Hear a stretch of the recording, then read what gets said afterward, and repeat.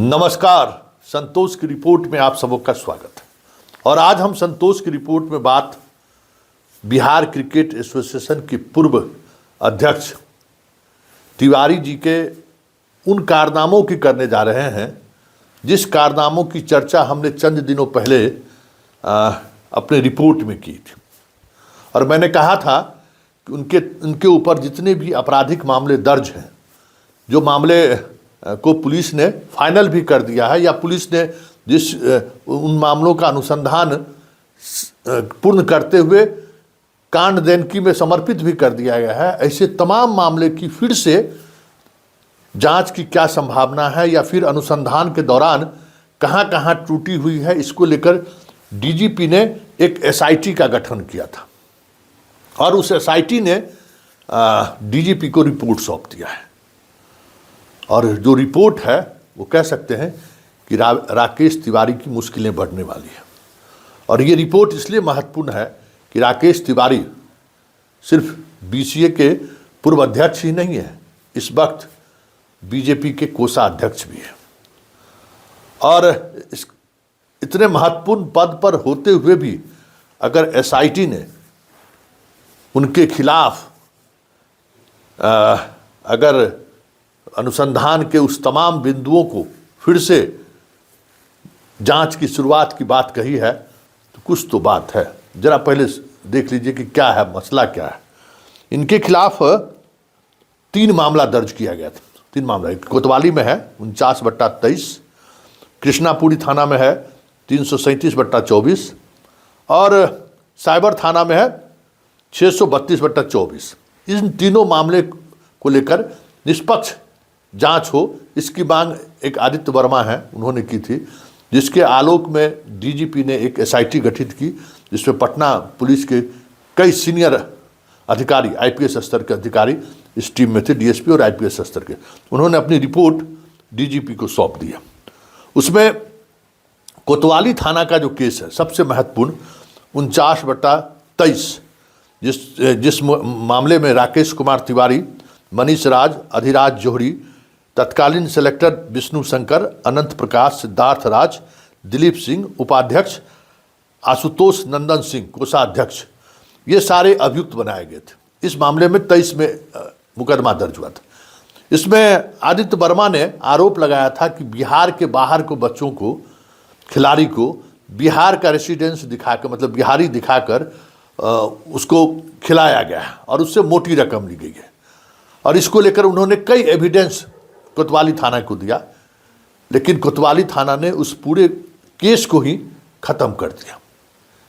और इस मामले में एसआईटी का जो ऑब्जर्वेशन आया है वो चौंकाने वाला ऑब्जर्वेशन है। और ये कहीं न कहीं राकेश तिवारी और अन्य सभी लोगों की मुश्किलें बढ़ा सकती हैं, क्योंकि इसमें 2 हालांकि ऐसे 20-25 खिलाड़ियों को चिन्हित करके वर्मा ने केस में के संदर्भ में सारी चर्चा की है, लेकिन 2 खिलाड़ियों पर अनुसंधान हुआ है। जो अनुसंधान में जो बातें सामने आई, कोतवाली थाने के पुलिस के समक्ष भी वो बातें सामने आई, लेकिन उस तमाम चीज़ों को सुपरविजन स्तर से लेकर नीचे तक के स्तर पर ज़बरदस्त तरीके से मैनेज किया गया। अब देखिए, कोतवाली थाना का जो केस है 420 में से फ्रॉड का है, 478, 471, 120B भादवी के तहत ये मुकदमा दर्ज हुआ। इसमें 2 व्यक्ति, एक अधिराज जोहरी, प्रेसर राहुल जोहरी, काली बिघा रैयत थाना गिरिकक, नालंदा का इसका जन्म पत्री था कि गिरिकक का रहने वाला है, नालंदा का। और ये शिवहर जिला क्रिकेट एसोसिएशन से, बाकी जो अलग अलग जिला का एसोसिएशन है उससे ये रणजी खेलने के लिए आया और पहले ही मैच में ये सेंचुरी लगाया था बिहार की तरफ से, समझिए। और दूसरा बिक्की, ये बिक्की जो है सो इसकी भी चर्चा है कि कैसे कैसे उसको भी खेलने के लिए बिहार लाया गया। और दोनों के बारे में अगर हम बात करें तो जो तथ्य सामने आया है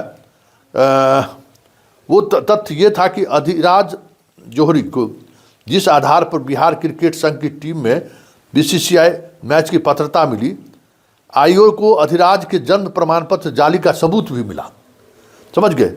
वहाँ के प्रखंड विकास पदाधिकारी ने कहा कि नहीं, ये यहाँ का रहने वाला ही, तो दिल्ली का रहने वाला था, यहाँ का रहने ही वाला नहीं है, इसका प्रमाण पत्र फर्जी है। लेकिन उस पर कोई कार्रवाई नहीं हुई, साक्ष्य होने के बावजूद भी। और इसी तरीके उसने नवादा का बनाया था। विक्की के मामले में भी जो है कई तरह की चीज़ें एविडेंस सामने आए, जिस एविडेंस पर उसको कार्रवाई करना था, तो उन लोगों पर कोई कार्रवाई नहीं हुई, केस को डिस्पोजल कर दिया गया।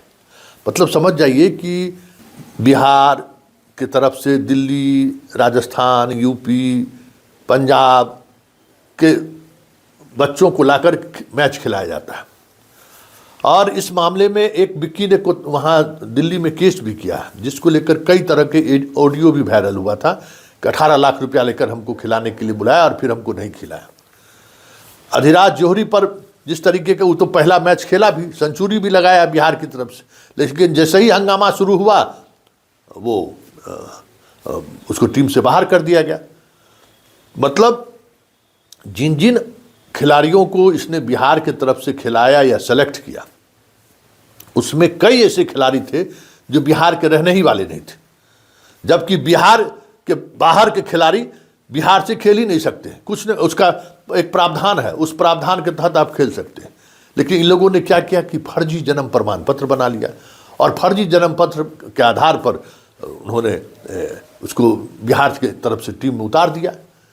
और उस मामले में इतने एविडेंस के बावजूद भी जिन जिन खिलाड़ियों को इन्होंने बिहार की तरफ से चयनित किया, उसमें कई खिलाड़ी यूपी, पंजाब, राजस्थान के हैं। इसके क्लियर कट एविडेंस के बावजूद भी कोतवाली थाना में 2023 में जो केस दर्ज हुआ था, उस केस को इन लोगों ने डिस्पोजल कर दिया।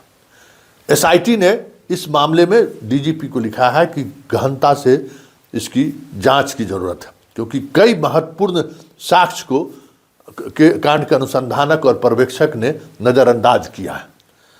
मतलब जिस तरीके के एविडेंस हैं वो, और एविडेंस प्रूफ एविडेंस है, जिसकी चर्चा भी डायरी में है कि इन लोगों का जन्म प्रमाण पत्र फर्जी है, लेकिन उस पर कार्रवाई करने के बजाय, उस 420 में कार्रवाई होती ना भाई, उस पर कार्रवाई करने के बजाय उस केस को ही डिस्पोज कर दिया गया। तो अब नए तरीके से जांच की अनुशंसा की गई है। 2 अन्य मामलों पर भी एसआईटी ने महत्वपूर्ण टिप्पणी की है, उस पर भी हम लोग चर्चा करेंगे, क्योंकि कई तरह की तकनीकी चीज़ें सामने आ रही हैं जिसका अध्ययन की जरूरत है।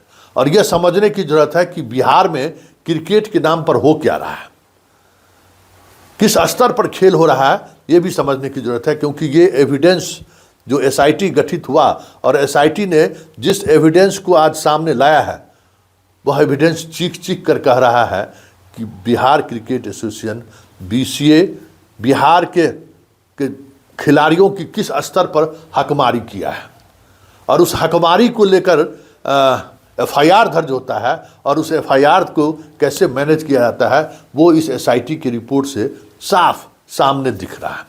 अब देखना दिलचस्प होगा कि इस रिपोर्ट के बाद पुलिस मुख्यालय, डीजीपी किस स्तर की कार्रवाई करते हैं, क्योंकि खेला तो हुआ है, और ये रिपोर्ट उस खेला को बहुत ही बारीकी से अनुसंधान के उन तमाम बिंदुओं को ही सामने लाकर खड़ा कर दिया है कि केस के अनुसंधानक ने सभी बातों को डायरी में लिखा है कि फर्जी है, फर्जी तरीके से उसको लाया गया है, लेकिन अभियुक्तों पर कार्रवाई करने के बजाय केस को डिस्पोजल कर दिया गया है।